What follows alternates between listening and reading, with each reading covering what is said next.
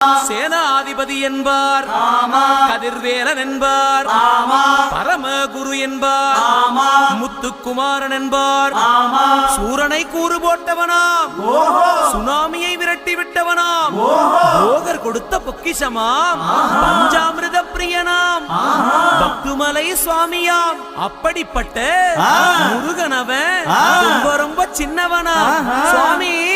சின்ன சின்ன முருகைய சிங்கார முருகைய கொஞ்சி கொஞ்சி தமிழ் பேசும் செந்தில் வடிவேலனவ.